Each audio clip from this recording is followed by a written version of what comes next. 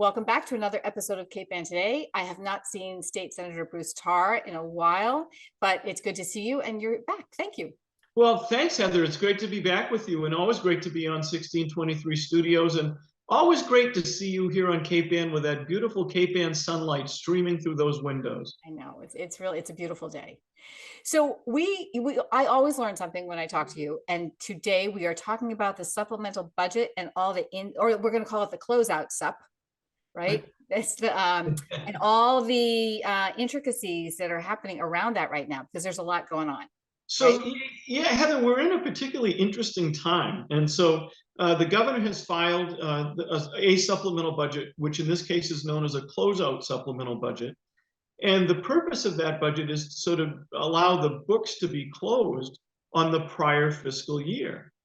And so it includes a lot of appropriations, and it includes all of the things that the comptroller needs to do to close the books on the year. And that means also dealing with a surplus. And in this case, the surplus is very large.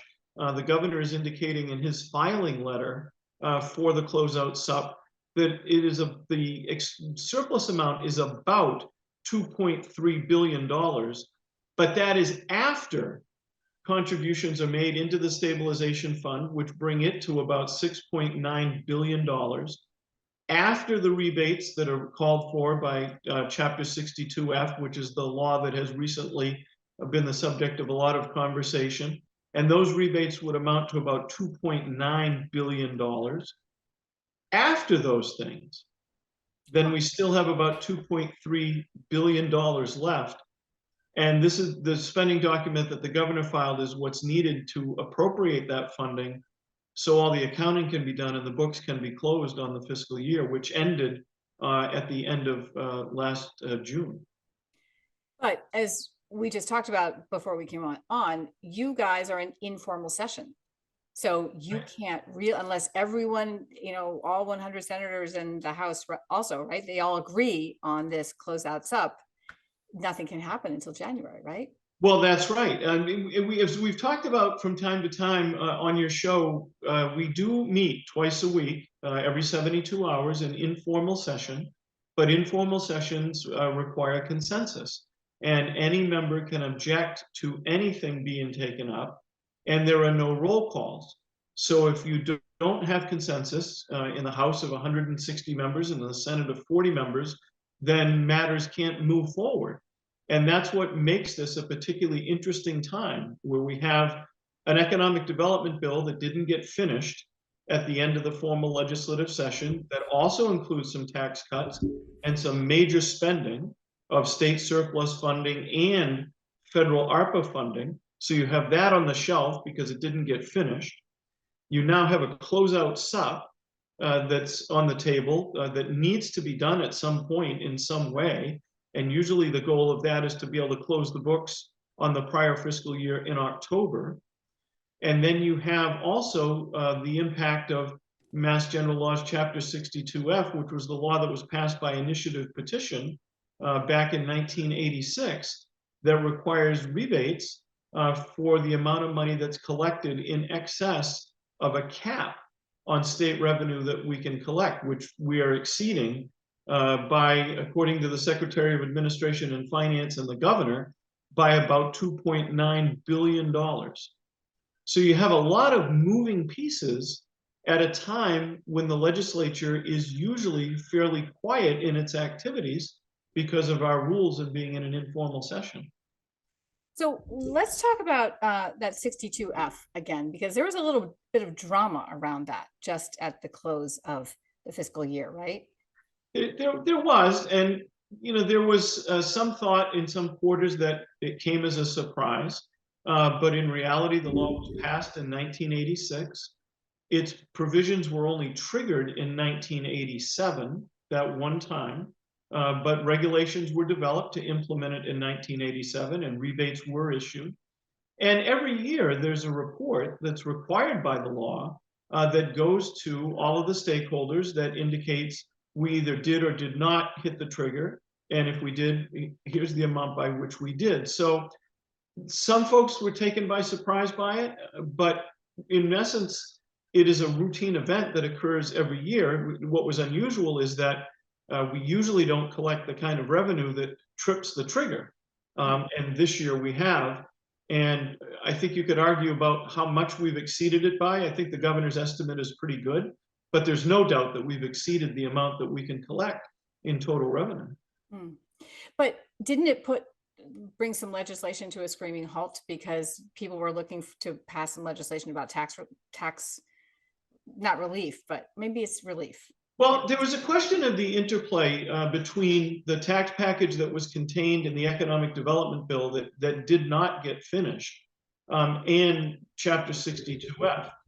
And so you may recall that we had been arguing for a long time, and I certainly have been championing a set of tax relief measures that did get agreed upon by the House and the Senate. There were some minor differences in them, but those were in the economic development bill. When the news surfaced that we had exceeded the trigger in Chapter 62F, that gave pause to some folks saying, well, if we're going to be giving out rebates for this excess revenue, can we afford also to do the tax cuts that were being contemplated in the economic development bill? And that did slow things down. Ultimately, it appears that we can do both. And there still is the possibility that that economic development bill could get resurrected. There is a conference committee still in effect for that bill. I don't believe that they're being very active in terms of their negotiations, but the bill technically is not dead until the end of the legislative session, which will happen in the first couple of days of January of the new year. So that bill is still in play, but you're absolutely right. What did slow it down, or at least one of the things that slowed it down, was the thought that Chapter 62F was going to require rebating some of the surplus. And the question was, would we then have enough money to do what was in the bill? And the answer we now know is yes. Yes. But at the time, that gave folks some pause, including the Speaker of the House. Right.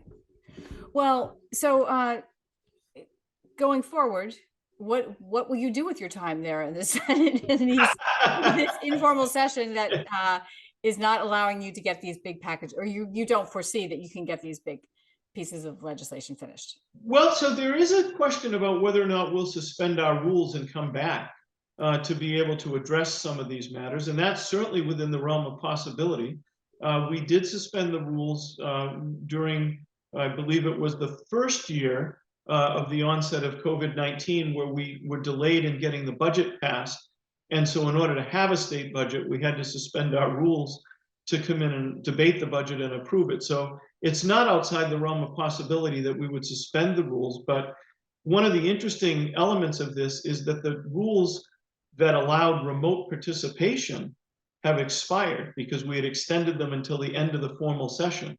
So for the rules to be suspended now, members would have to come, be physically present, suspend the rules, and then we could take some of these matters up.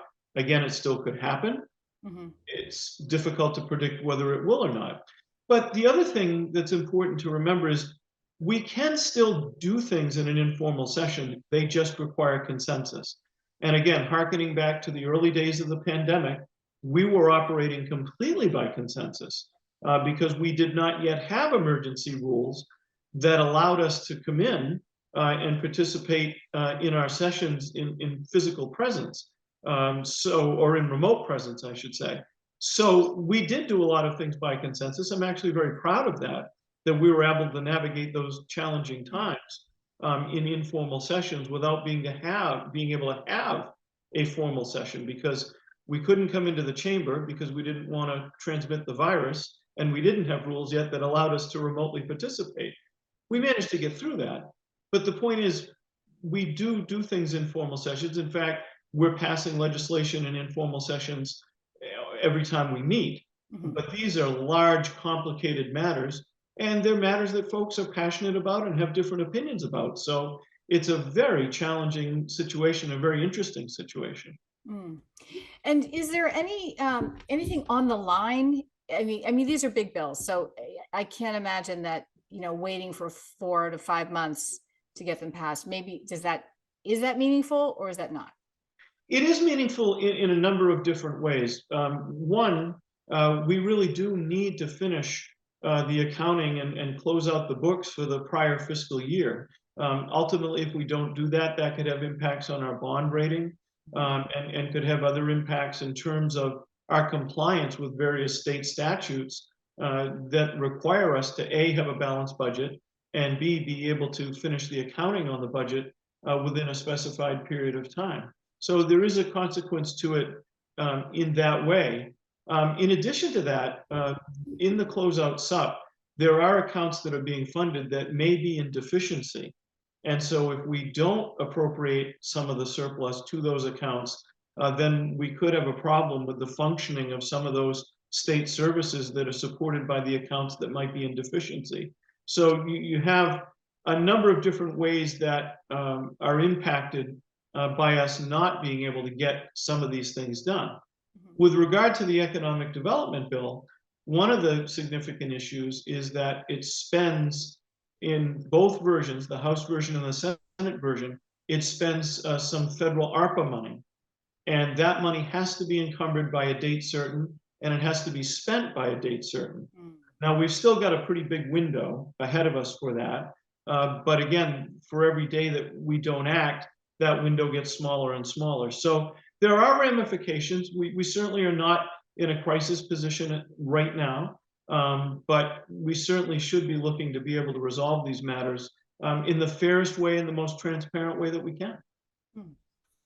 Well, anything else you think we should know about the closeout Supp before we move on? No, the governor put forward a number of spending recommendations that I won't get into here, but one I think that is significant is about $40 million for school safety. Seeing what's been happening around the country, the governor took the position in the supplemental budget that we should be spending dollars to help us be proactive with regard to communication systems and security systems and other kinds of measures that can help prevent having an incident that would certainly be a tragedy if it ever occurred, God forbid. So that's very significant. And I think on that matter, most, if not all of my colleagues would agree that that's a worthwhile target of some of this spending. So that's interesting, and just other garden variety kinds of things that are in there as well. But it is atypical for a closeout supplemental budget in that we rarely see one that has to address a surplus of this extent. And so again, it presents a very unique situation. Well, on behalf of all the taxpayers in Massachusetts, I hope you get it done. So, Well, and that economic development bill gets passed too. Yeah. Well, it's, the economic development bill makes some important investments. Many of those would touch Cape Ann, and we've talked about some of them in the past. But also it includes some very important taxpayer relief that in some ways impacts the cost of living that we're all experiencing with regard to the cost of inflation. So there are measures in that tax package that I fought very hard for instance, to increase the dependent care credit for folks that are caring for kids. In addition to that, the senior circuit breaker tax credit relative to the cost of property taxes and water and sewer charges. So there are things that are in that tax package that respond directly to the pressures that we're all dealing with and that we're all facing. So that's just another reason that I'm hoping that we can get it over the goal line and bring those things to fruition. Definitely. But I will say that just since the last time we talked, the price of gas is down significantly. So thank heavens. It is, and we're getting some relief on that front. There's no doubt about it. And that is a tremendous pressure on household budgets when you see the kind of gas prices that we're paying. They're still high, but at least the price is moving in the right direction. And household fuel. So yeah. Heating fuel. So let's just touch quickly upon a really nice story that happened this week at the UMass Marine Station in Gloucester in Hodgkins Cove. So that's a wonderful story. And, we had a gathering there this week of a lot of folks, Congressman Moulton, Representative Ferranti, myself, the Chancellor of UMass Amherst, and a lot of officials from the university, Mayor Verga, and just a whole lot of folks that really care about the UMass Marine Station. And we were really celebrating a couple of things. Number one, that the station has turned the corner. There was a time when its future was uncertain. That time has passed us now. We know that there is a commitment from the university and others to keep the Marine Station operating. But what we're also celebrating was some new projects. And one of the most important is the construction of a dock that's being designed, because having a marine station without a dock doesn't make a lot of sense. But yet the dock is costly and it has some engineering challenges, but that's underway. There have been some other improvements with the physical plant of the building. There are some landscaping improvements that are being done. And also there are some additional personnel that are going to be hired. And I was very pleased that in the budget, we were able to put $200,000 that I was able to offer as an amendment that Representative Ferrante supported in the House, to be able to give the Marine Station some additional resources for its Blue Economy project, which is looking at the entire North Shore and seeing what economic opportunities might be out there that we can capitalize on and play to our strengths and some of our untapped potential. So it was a great day. And, you know, the Marine Station is not a very large building. No. What I said at the event is that its impact is much larger than its size in terms of its physical plan. Research papers are being written, research is happening. They're now considering projects that not only involve the fisheries, which are certainly central to the operation of the station, but also resilience and climate change. So it's really a phenomenal thing that we have this facility on Cape Ann, partnering with folks like GMGI and Northeastern University and the Division of Marine Fisheries to build our strengths even more in these areas. Yeah, it's great. So, you know, I would love for you to just help us understand better what the blue economy actually means, and just really in a gritty way, tell us what they're doing at that station regarding the blue economy. So in the most gritty way that I can explain the concept of the blue economy, it's an economy that is touched in some way by the marine environment, whether that be life sciences research in the marine environment, whether it be commercial fishing, whether it be the generation of alternative energy, all of those things, and maybe others that we have not yet fully explored, but they're all dependent or tied to in some way on the marine environment. And what the project is intended to do, and it's still in its earliest phases, but a couple of things have been accomplished, is identify, number one, who the stakeholders are in the region, who right now is in a business that is in the blue economy or affected by the blue economy. The next thing is to look at the workforce and to see who we might be able to engage in the blue economy that's present now, or who might be able to engage in the blue economy with additional training. And then the next opportunity that's being considered is to look at how we can build partnerships by folks who are already in the blue economy in our region, or to build new partnerships with folks that make sense to connect, that are in our region, but that haven't yet connected, but have a common theme of being affected by the marine environment. So that's a little bit of what's going on. It's a great way to describe it. Yeah. Yeah. So, and I imagine that there are definitely certain ways that a fisherman can be helping a scientist, right? You know, that is one of the most important things that can happen. And that's part of the legacy of the Marine Station, which had its genesis with a scientist named Herb Halton. And Herb manned the Marine Station faithfully for years and always created an atmosphere where a fisherman could walk through the door with something that they caught or with an idea. And Herb would sit down with him and say, well, let's see how we can capitalize on this. And that tradition is so important to the future operation of the Marine Station, as much important to the future as it has been to its past. So the idea is it's a place where folks that are on the water every day, that have a lot of wisdom and experience and insight, can bring it somewhere and connect it with folks that are engaged in applied science and create a better opportunity because they're both talking. That's really interesting. And I love that's been happening for years there. It absolutely has. And that's what was at risk when the future of the facility became uncertain. And it is so good to see now its next iteration, where those same values, those same principles are in place, where people that are engaged in industry and who are on the water can still come through the door and talk about not only the fishing industry, but climate change and resilience and all the other things we've talked about. And one of the major subjects that's being discussed there and needs to be discussed there is the relationship between the generation of offshore wind resources and commercial fishing. We certainly don't want to trade one industry for the other, but in order to harmonize them, it requires a reasoned, respectful conversation between folks that are pursuing both things. And that's another one of the things that's happening at the Marine Station. That's so important. Well, that is, it's great to hear these stories are happening or these conversations are happening, and it's right down the street from me. So I love that. Well, thank you so much it's good to see you again. And I hope to catch up with you next week and keep track of the closeout Supp and the economic development bill. Okay. Well, thanks, Heather. I'd love to give you an update, and I hope there is news to give in terms of an update next week. But no matter what, it's always great to talk to you, and I look forward to doing it next week. Likewise. See you next week, hopefully. See you then. Interested in a sponsorship? Email sponsor@1623studios.org to learn more.